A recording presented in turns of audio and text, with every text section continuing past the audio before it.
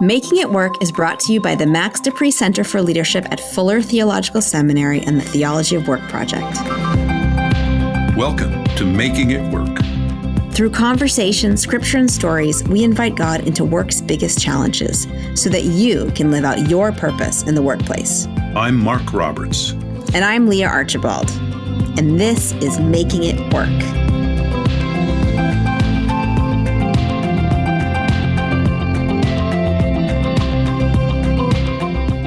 Do you work a job or do you live a calling? If your answer to the question is, what? Then this conversation is for you. Today, we're going to talk about the common myths and half-truths about searching for, working, and living a calling. Our guest today is Dr. Bryan Dik. Bryan Dik is a vocational psychologist and professor of psychology at Colorado State University, where he serves as director of training for the university's PhD program in counseling psychology. He is also co-founder and chief science officer of jobZology and co-inventor of the award-winning PathwayU career assessment platform. Bryan's scholarly work focuses on meaning and purpose in the workplace, calling and vocation in career development, and the intersection of faith and work. He is a fellow of the American Psychological Association and American Scientific Affiliation and is recipient of the John Holland Award for Outstanding Achievement in Career or Personality Research.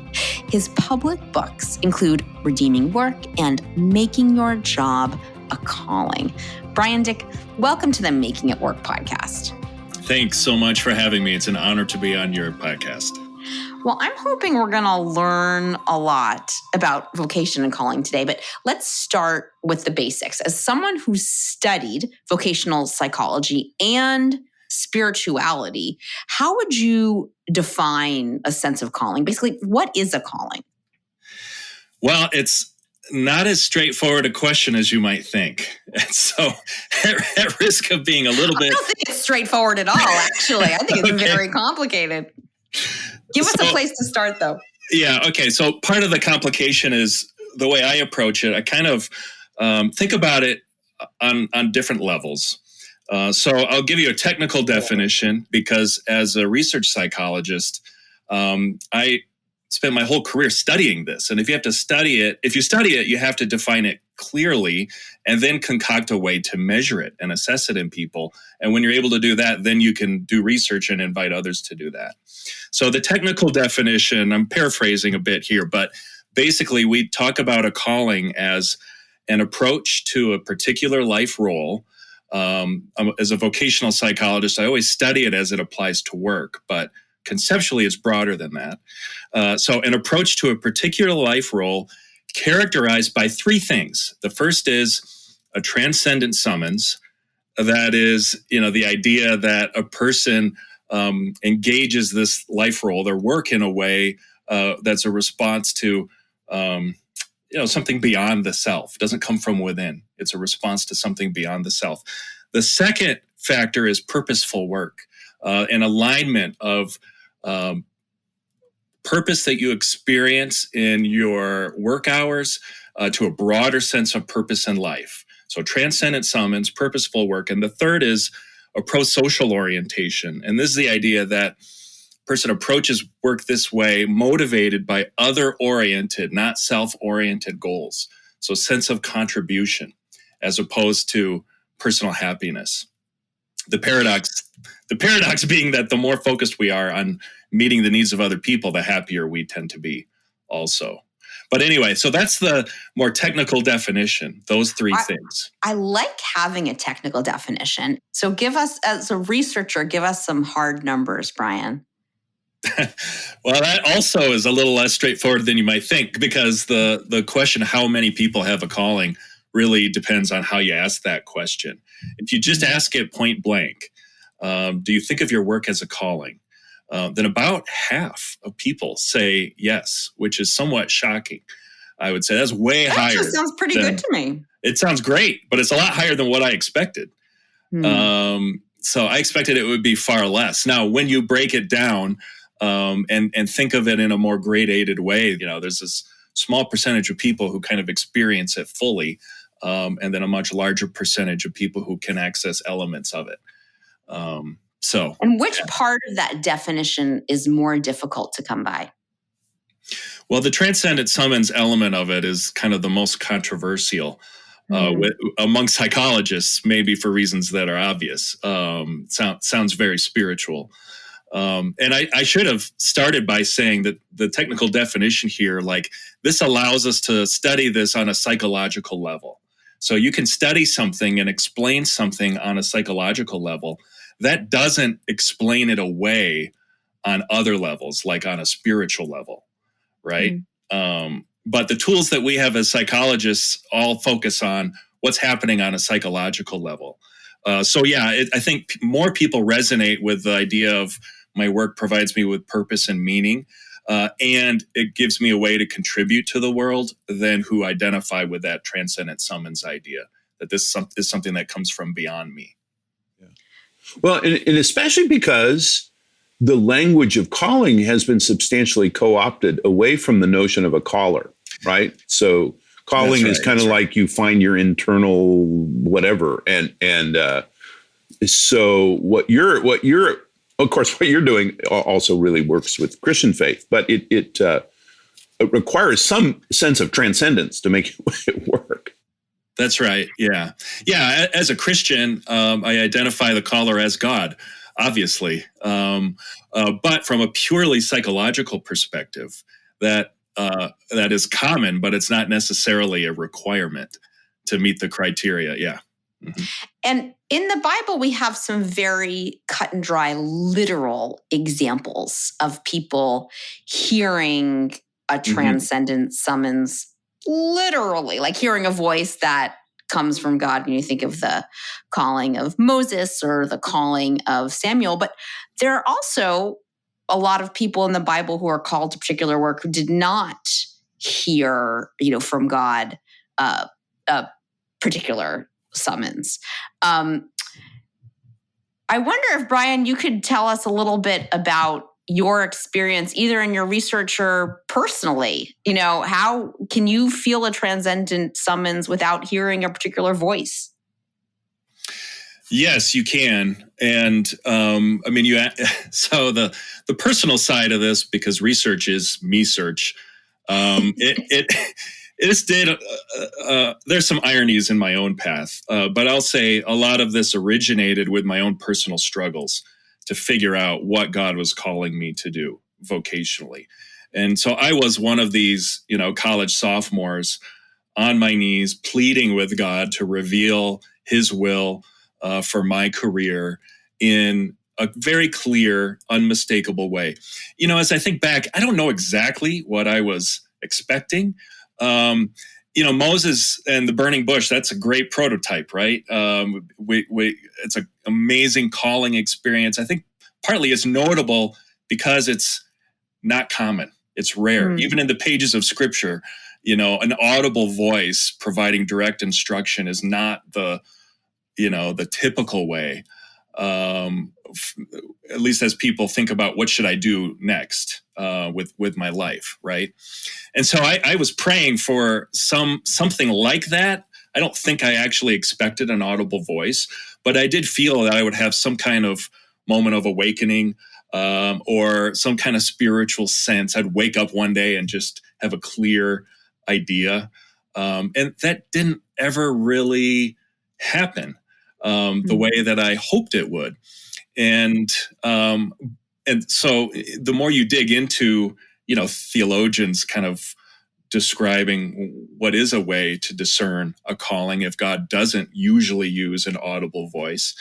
And the answer is callings are mediated through other things. And so the question is then, what are those other things? And how can I use wisdom, praying for guidance, but not praying in such a way where you then become passive, which is sort of what I defaulted into, praying for this clear sense of direction. And then I just got really anxious and felt like I wasn't praying right or hard enough, or, it's the classic, you just need more faith kind of thing. I wonder, Mark, do you think this is a common misconception about calling, that I've just got to pray and wait for a bush to catch on fire? Well, I think it's certainly true for some. And again, as you say, I mean, if you say, well, look what happened to Moses, look what happened to Paul. Okay, I'm going to wait for that. And that's not a foolish thing. I mean, that's an attempt to, imitate those in Scripture. We want to imitate. But what it does is it takes a very unusual, God's sort of unusual way of working with a few people, and then creates a norm that isn't true for all people. And then people really get stuck and frozen. I do think that often happens, especially with younger Christians. But I think as people become more mature in their faith, they realize that there are other ways that God speaks in addition to, the actual voice in the bush, which would be way cool. And I'm still way open to that. And I have certainly prayed for that in various times in my life. But mostly, Bryan, as you say, they're the mediators. There are different ways that I come to understand my calling. That's right. Yeah. You know what's interesting when I think about Paul and I think about Moses? Those are two men who were on their way to do different things, and they were really fundamentally interrupted by God, who had to get their attention in a very stark way to change their path. Versus, you never hear about the calling of Barnabas, what was that like? It's like maybe he didn't need a big interrupter. He was already on the way. He looked around and saw the signs and talked to some of the other early Christians. And he said, well, this seems like God. I'm going to go in this direction. And he, it was, I don't know. Do you know anything about the calling of Barnabas, Mark? There was a time when God, through prophetic voices, spoke to those folk, but it wasn't. There's no reason to believe that he had a road to Damascus experience. Yeah. And Apollos, if you think, Paul's other colleague, who was more intellectual, I bet he thought a lot about it, and worked it out in a different way. Though, and maybe we'll get to this, but Bryan, there are a number of things that people, as they're discerning and clarifying their calling, there are a number of things that people often do and wisely do. Even if God speaks to you, you've still got to. There's still a lot of work to be done with that calling. What that all means. So let's get back to the practical. Yeah. Bryan, what are those steps that people need to do when they're trying to discern their calling? You mentioned gifts before. Yeah. So I do want to just circle back and say my problem as a 19-year-old was not with the praying. It was the praying and then being really passive and waiting and just sort of, only praying. And don't misunderstand me. I'm not saying God only helps those who help themselves either. But rather than praying and waiting, I think a praying and being active approach is really optimal. And so, gifts is a key way that I think our callings are mediated. So how am I unique as an individual? How has God made me in terms of, I use that word gifts, by the way, very broadly. So I don't only mean giftedness or talents or skills, but and as speaking as a psychologist, it's what do we know actually predicts good outcomes for folks? It's finding opportunities that align with our interests, the things that we're curious about, that we just can't stop thinking about, that we really enjoy. That has implications for where I'm going to find the most life-giving paths forward. Things like values as well. What do I need in an occupation, in a work environment, in order to derive a sense of satisfaction from it? Some people need a lot of independence and feel hemmed in and squashed if they're in an environment where someone's always looking over their shoulder. Other people need a lot of structure and feel like they're just swimming in ether when they don't have a set of guidelines to follow as they do their work. So these kinds of nuances, these are things that we can, measure and help people understand, and then kind of use that information to predict some pathways that would really be good fits for folks, that they would find life-giving and sustaining. So that's one suggestion, is starting with gifts. And I guess let me kind of finish this thought with this one. There's more to the story than this, but the other thing that I think that happens is that people approach this task in a vacuum often. They feel almost a bit embarrassed by it. So they see other people, peers who are really doing well and flourishing, and then they feel like, well, what's wrong with me? And so they don't really involve other people to the extent that they could. And this is another thing that there are examples in Scripture, the role of leaning on mentors, and this is also something that we see in psychological science. People with better outcomes are ones that don't go it alone, who involve people not just for support, but also for guidance and to serve as role models. And of course, the church is modeled such that we're a community, and so leaning into that. So looking at gifts and then bringing in support from folks, I think doing those things on top of a prayerful attitude probably will bring you a lot of the way there to finding clarity. So this is not a question you can answer on your own with a Google search, or even with a really good self-assessment. This is a process that you go through with other people who know you well, and hopefully people who know the job market well as well. That's right. And I will say there are a lot of resources and tools that are available to help. And so you mentioned self-assessment, and I would say, there is no assessment that tells a person what they should do with their lives. And if any assessment claims to have that capacity, then run in the opposite direction. But having said that, some, definitely not all, but some assessments do provide reliable and valid information that can help a person make informed choices. It doesn't make their choice for them, but it's another source of information to consider. I think, using wisdom is really important. And wisdom in decision making, usually more information is better if it's the right kind of information. And so, informed choices are usually wise choices. And that ends up being really important as people go about discerning a calling. I find this stuff so helpful. And so we're about halfway into this conversation. So now here's the commercial. If you're liking what you're hearing from Bryan, but you're saying, man, this is going fast. I think it's your most recent book, right? Redeeming Work, has got this stuff in it. So I just would give a big thumbs up to your book and encourage folks, if they're saying, oh, this sounds really interesting, man, buy the book, because you lay things out in such a helpful way. Thank you, Mark. That's all right. Yeah. And better than a 30-minute podcast. We're not going to give you your life's calling in a 30-minute podcast. You need a little bit more. I thought we were promised. That was a promise. I mean, I guess you can wait to see what listeners say. I mean, maybe someone will prove us wrong. Oh gosh.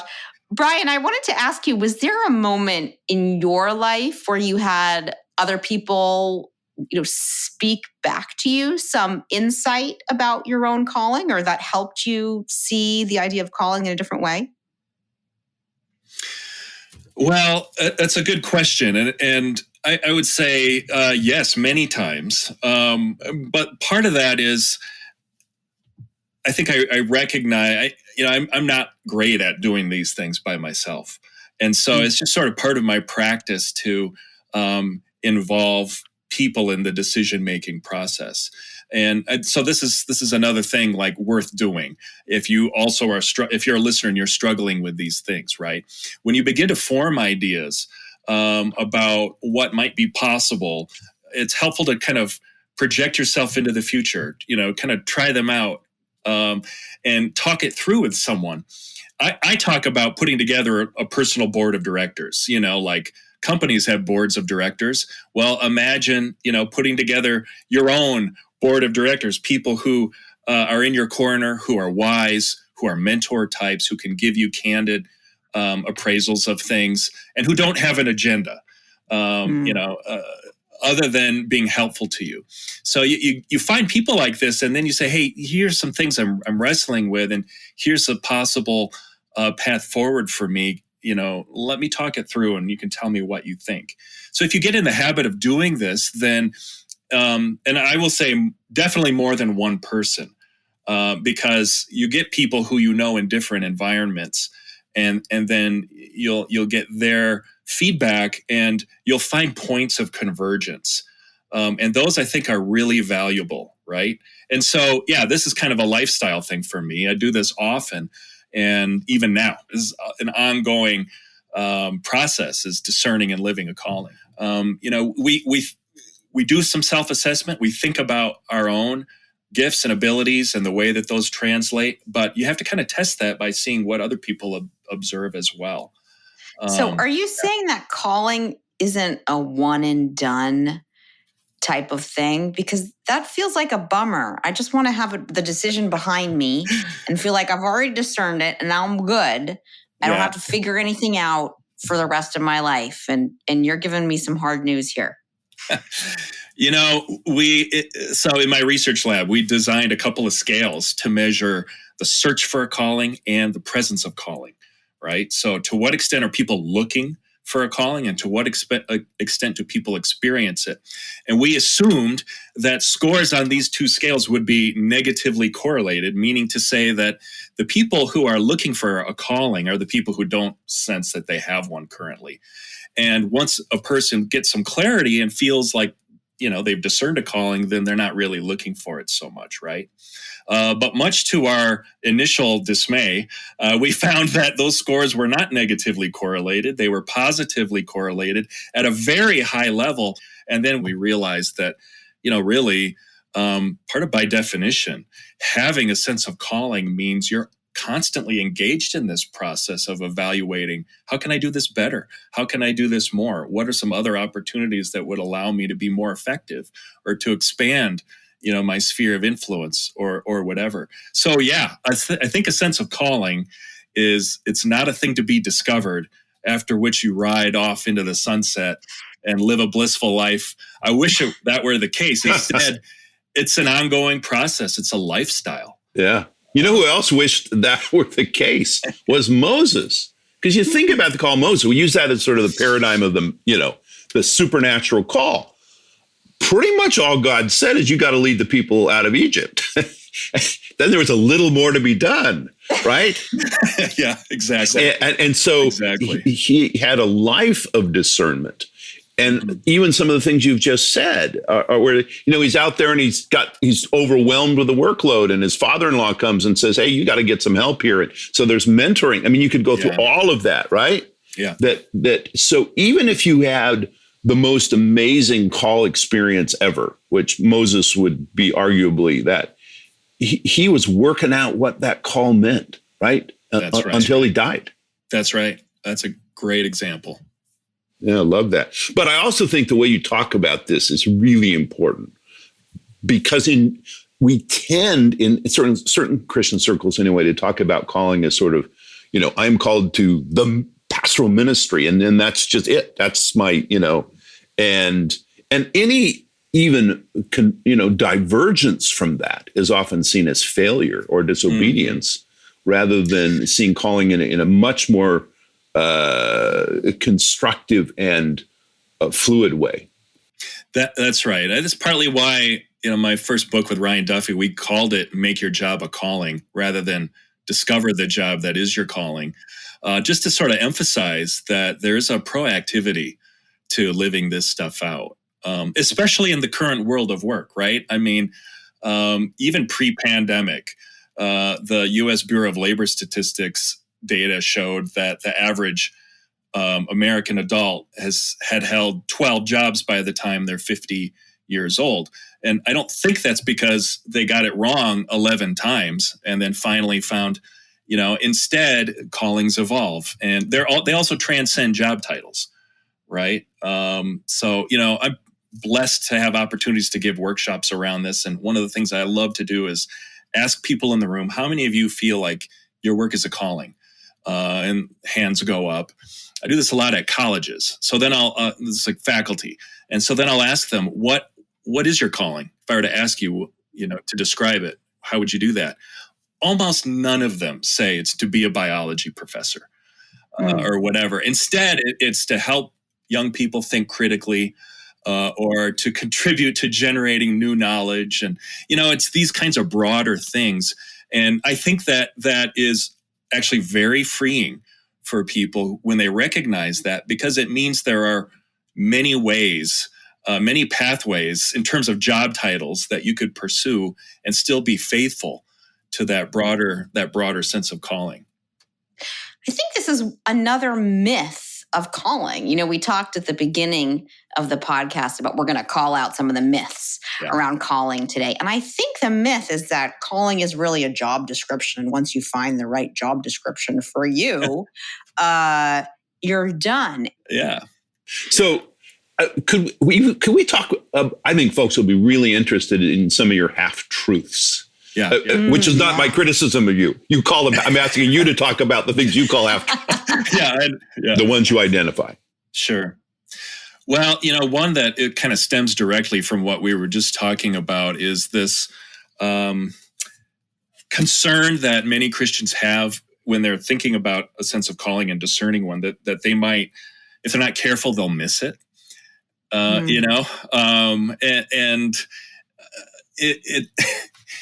So, the whole thing about needing to get it right. There's one calling out there for me. And then if I don't get it right, then I'm going to be doomed to a life of, living outside of the center of God's will. So, there is something to be said. Obviously, we want to discern what God's will is for our lives, and we want to be able to live out, express our gifts in the world in a way that brings him glory and makes the world better. But the idea of there being one, job title that is the one right one for me, it reminds me of the concept of the soulmate that people have with, in romantic relationships. There's one person out there in the universe for me, probably another person at my university, or, another person who rides the subway with me or whatever. And if I miss that person, then I'm going to be doomed to a life of loneliness. Well, I don't know that that's how, relationships work. And it's not how jobs work either. And so part of it is recognizing that there are multiple ways to get it right for most people in terms of job titles, that what we do right now is likely to change, and maybe setting our sights on the bigger picture, a sense of calling that transcends any particular job title really is helpful and freeing, and allows people to realize that, hey, I feel a sense of calling to provide healing to the world, but I failed organic chemistry and there's no way I'm going to get into med school.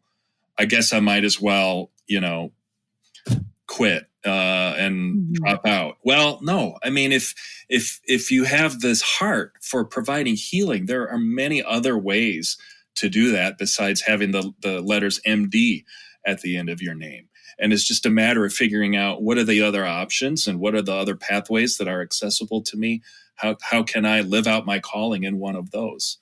I've certainly said thank you to the person managing the 24-hour CVS.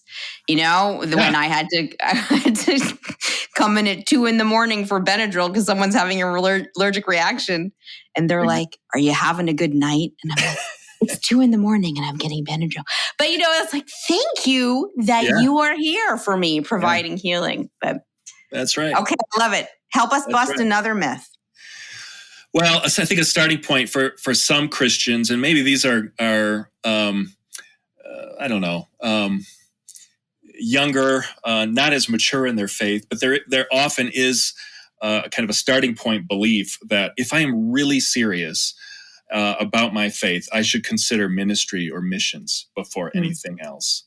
And it's a half truth, because we do need good ministers and missionaries. But it's not a whole truth, because for one thing, it sort of implies, or embedded in that half truth, is the idea that the only really serious Christians are ministers and missionaries. And of course, if you look at your experience, you know that there are serious God-fearing believers living out their faith in all spheres. But the other part of it, it kind of circles back to something we were talking about earlier. It kind of ignores the roles of gifts.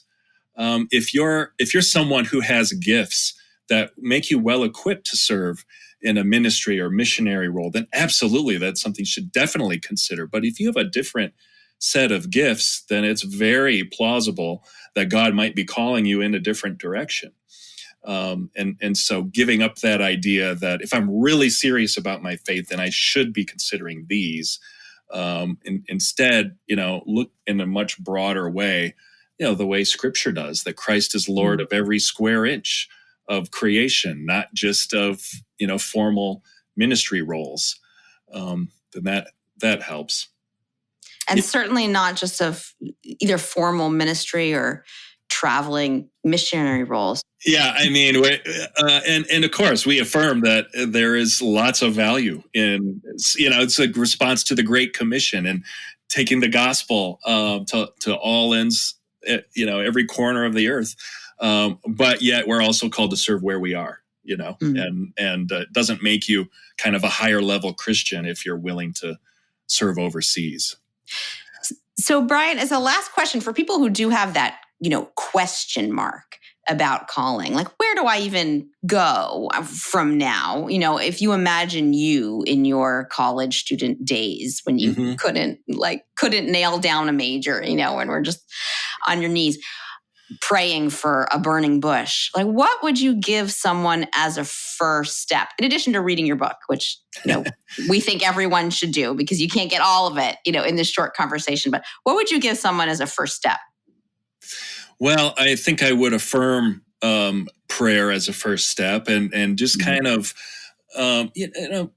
having a stance of listening, kind of orienting to God in a way where you're open for the promptings of the Spirit. But instead of, I would also provide a little bit of correction to someone who feels that if they're praying over this matter and then not getting the answer that they desperately desire, then they just need to pray harder or be more patient. And instead, I would say, maintain that posture of openness and prayer, but then have some wisdom and engage in some action to do some things, to pay attention to the ways that God mediates those callings to us, right? So part of that is don't go it alone. Seek support from people who have your back and who can provide some good guidance and mentoring to you. But then also attend to your gifts. How did God make you? How are you unique, different from other people? And what are the implications of that for where within the kingdom you're well equipped to serve? Not just in terms of your talents, although that's an important part of it, but also in terms of what animates you, what brings you joy, what you really just are curious about, want to learn more, feel really excited and motivated when you engage in that thing. And whether that's, business or social work or art or whatever it is, I think our sort of honoring the way God made us ends up being a really helpful way to figure out the path that maybe we would be wise to pursue on this earth. Well, Bryan Dik, thank you so much for sharing your calling with us today on the podcast. Thanks for having me. I enjoyed it. It was fun. That's our show. Don't miss the next episode. Be sure to subscribe. And if you like what you've heard, please leave a review. We'd love to hear from you, and it helps other people find us. Thanks for listening.